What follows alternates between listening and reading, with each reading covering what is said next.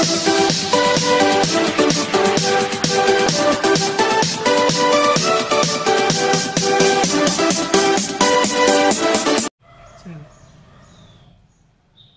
Morning बच्चों, Sardar Patel inter college Jarauli phase 2 की online classes में आप सबका स्वागत है। बच्चों, गत दिवस आपने व्यंजन संधि के भेद के बारे में पढ़ा था। बच्चों, व्यंजन संधि का तीसरा भेद आज आप देखेंगे, जश्न संधि।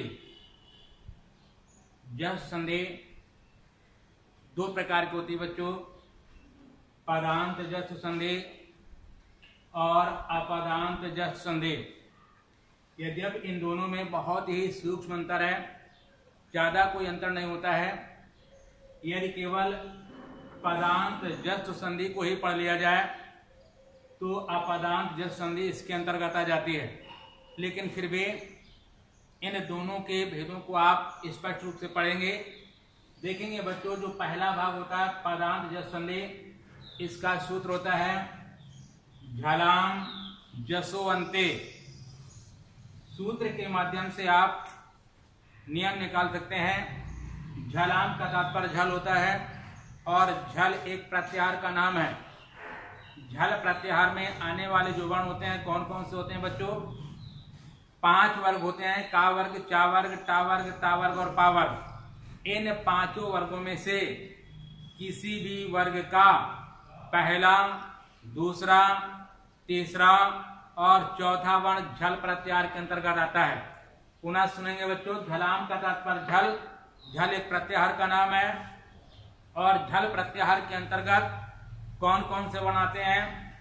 प्रत्येक वर्ग का पहला, दूसरा, तीसरा और चौथा वर्ण झल प्रत्याहार के अंतर्गत आता है।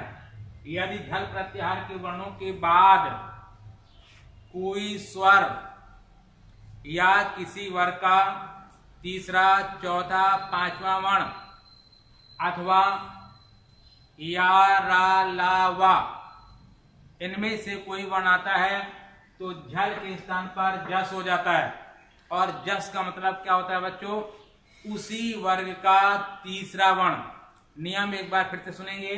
यदि झल प्रत्याहार के वर्णों के बाद कोई स्वर या किसी वर्ग का तीसरा, चौथा, 5वां वर्ण अथवा या, रा, ला, वा इनमें से कोई वर्ण आता है तो झल के स्थान पर जस हो जाता है।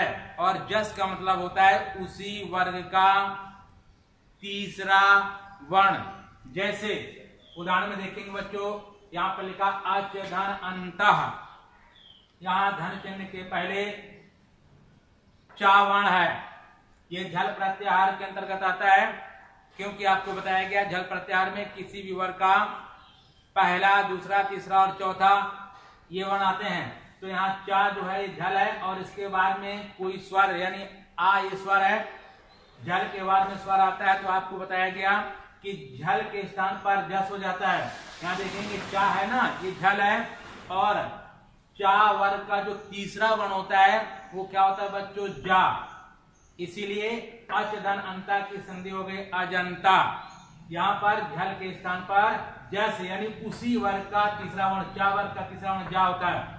अगला उदाहरण देखेंगे बच्चों, सुपधन अंतः।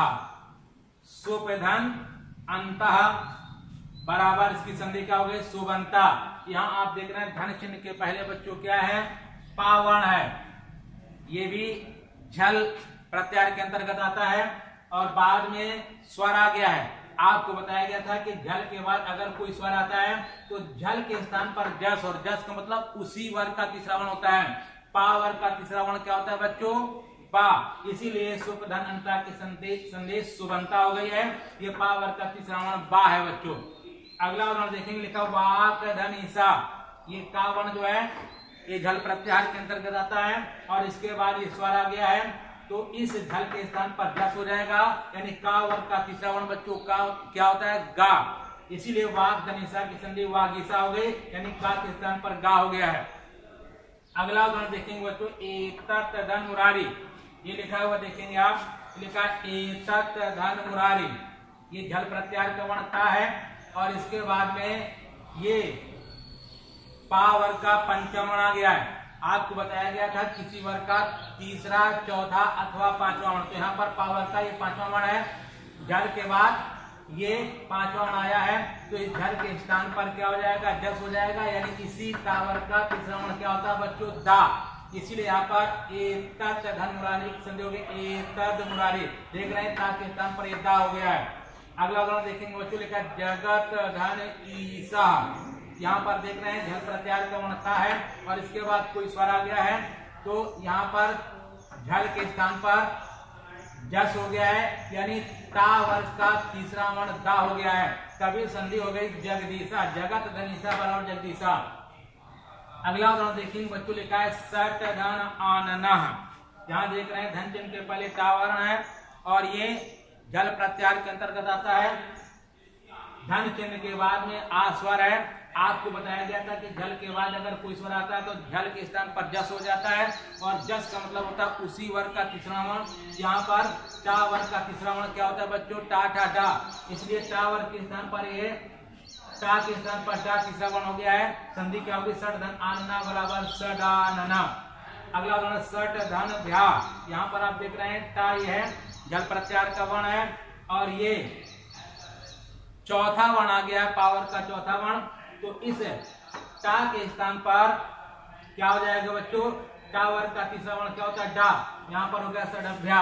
इसी प्रकार से अगला उदाहरण द्वितीय धन अम्बरा।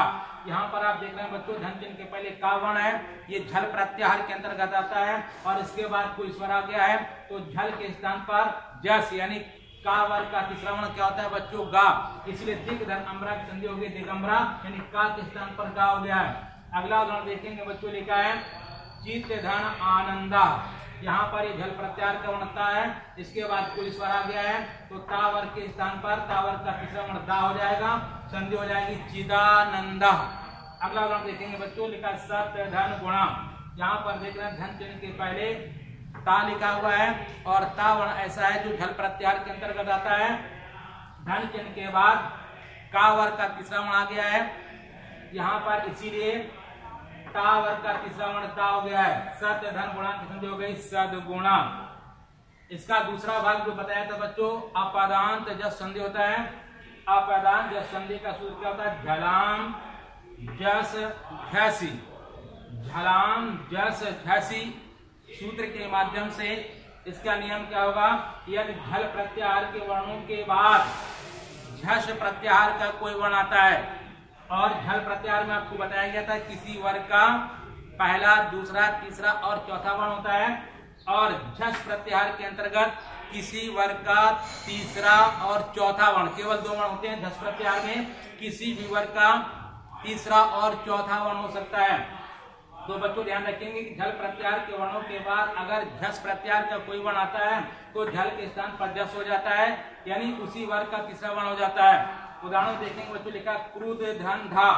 यहाँ पर आप देख रहे हैं ये धा है धन चिन्ह के पहले, ये झल प्रत्याहार का वर्ण है और धन चिन्ह के बाद में ये धा पुनः आ गया है। ता वर्ग का तीसरा वर्ण था ये और यहाँ पर फिर से ता वर्ग का तीसरा वर्ण आ गया है। यदि झल प्रत्याहार के वर्णों के बाद किसी वर्ग का तीसरा या चौथा वर्ण आता है तो क्या होता है, झल के स्थान पर जस हो जाता है। तो ता वर्ग का तीसरा वर्ण बच्चों क्या होता है, ता था दा, इसीलिए यहाँ पर ये दा हो गया है। क्रोधा, क्रुद धन धा बराबर क्रोधा। दूसरा उदाहरण देखा शोध धन धा, बिल्कुल मिलते जुलते उदाहरण है। यहाँ पर देखेंगे ये झल प्रत्याहार का वर्ण है और ये किसी वर्ग का चौथा वर्ण यानी ता वर्ग का चौथा वर्ण आ गया है, तो यहाँ पर झल के स्थान पर जस यानी उसी वर्ग का तीसरा वर्ण दा यहाँ पर भी हो गया है, क्योंकि ता वर्ग का चौथा वर्ण था तो ता वर्ग का तीसरा वर्ण दा हो गया। शुद्ध धन धा संधि हो गई शुद्ध। इसी प्रकार अगला उदाहरण देखा लव धन धम। यहाँ पर आप देख रहे हैं पा वर्ग का चौथा वर्ण है और ये ता वर्ग का चौथा वर्ण आ गया है, तो यहाँ पर झल प्रत्याहार के स्थान पर क्या होगा, जस प्रत्याहार का वर्ण आएगा। तो झल के स्थान पर जस यानी पा वर्ग का तीसरा वर्ण क्या होता है, बा, इसलिए बा यहाँ पर हो गया है। लव धन धन संधि का हो गई लव धन धम की लव धम, बा हो गया यहाँ पर। अगला वर्ण युद्ध धन धा। यहाँ पर भी ये ता वर्ग का चौथा वर्ण है, पुनः ता वर्ग का चौथा वर्ण आ गया है, तो इस झल के स्थान पर जस यानी ता वर्ग का तीसरा वर्ण ता हो गया युद्धा। इसी प्रकार से लिखा, ये लिखा द घ धन धा। यहाँ पर आप देखेंगे बच्चों लिखा है द घ धन धा। ये का वर्ग का चौथा वर्ण झल प्रत्याहार के अंतर्गत आता है। ये ता वर्ग का चौथा वर्ण आ गया है, तो का वर्ग का तीसरा वर्ण इसके स्थान पर गा हो गया। का खा का तीसरा वर्ण होता है ना, इसलिए यहाँ पर हो गया द धंधा और द धा। फिर लिखा तत् धन धनम, ये झल प्रत्याहार का वर्ण है और ये ता वर्ग का चौथा वर्ण आ गया है, तो झल प्रत्याहार के स्थान पर जस प्रत्याहार का वर्ण होगा, यानी तीसरा वर्ण होगा ता वर्ग का दा। इसीलिए संधि करने पर तत् धन धनम संधि होगी तद धनम। इस प्रकार बच्चों आप लोगों ने जस संधि पढ़ा, शेष भाग अगले दिन पढ़ेंगे। धन्यवाद।